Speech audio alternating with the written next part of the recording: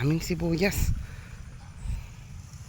Dito ko po pinatapon sa ano, sa lupa ko. Ay, hirap mo to. Dito ang dami pang ano, goods oh. Nadadamay lang sa ano, katabi niya. Oh. Goods to oh. Goods. Oh. Natuyo. Natuyo na dahil ilang araw na ano. Ba't binuhos mo dyan? Ah. Ayun. Sige na, dali. Baka pwede pang may mapakinabangan doon.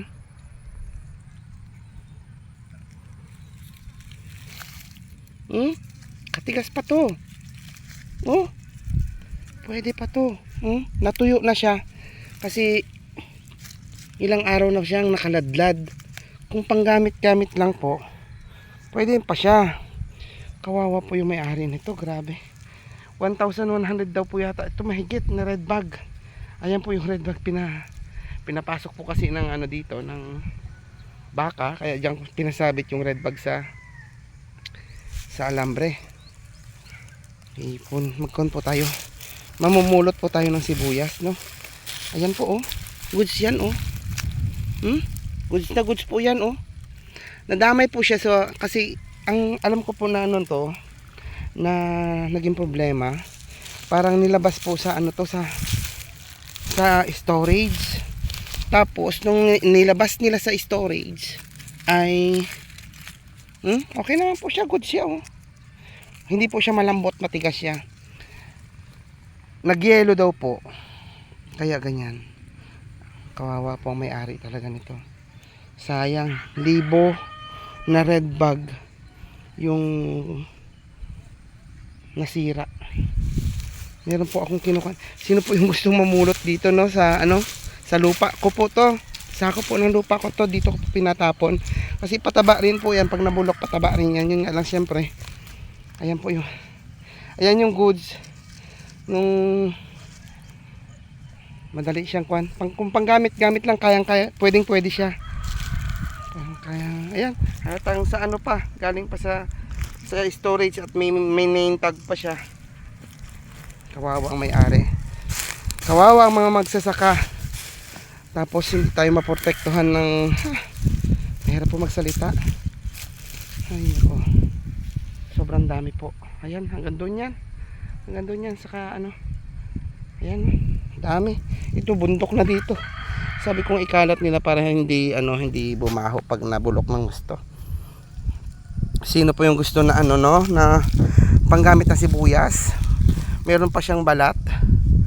Nahawa lang ito sa ano, sa mga katabi nilang nagbasa-basa. Ngayon tuyo na siya kasi ilang araw na hindi na rin namang umulan. Kaya ayan, kung panggamit lang po, marami po dito. Paalam lang po kayong pumasok sa bakod namin kasi ito ay private area po to. Para kasi may mga tanim din po akong mga prutas dyan sa ano, sa paligid. Ha?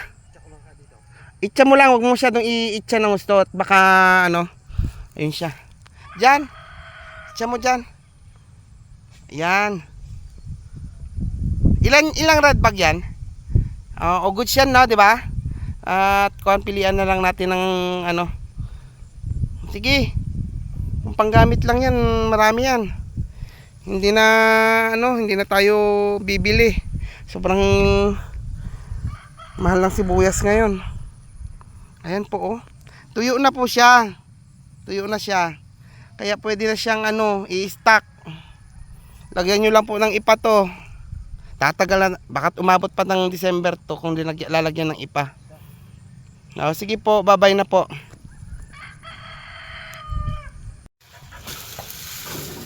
Huwag patong-patong. Tapos kunin mo pa yung ano doon. Ikan mo. Ikan mo siya. Kalat. Ganda siya oh. Ganda pa. Saan mo yun? Kunin mo yan doon. Pipilian natin yan. Ngayon doon. Ayan po siya. Tigas naman po siya eh. Ganda oh. Ganda ng sibuyas niya. O siya, nahawa siya sa ano, sa basa. Tigas pa yan. Tigas pa po yan.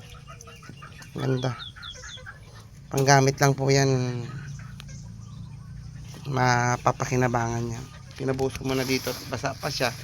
Pag natuyo po yan. Pag natuyo yan ay kuwan na yan. Sige, sige lang. Buhos mo lang. Yan po ang aking body. Kuwan kami na mahagi kami sa walang gutom program ng Kaguray. Ay sabi ko magtuloy ang trabaho dito at aking siyang kuwan. Huwag mo apakan yung mga sibuyas ha.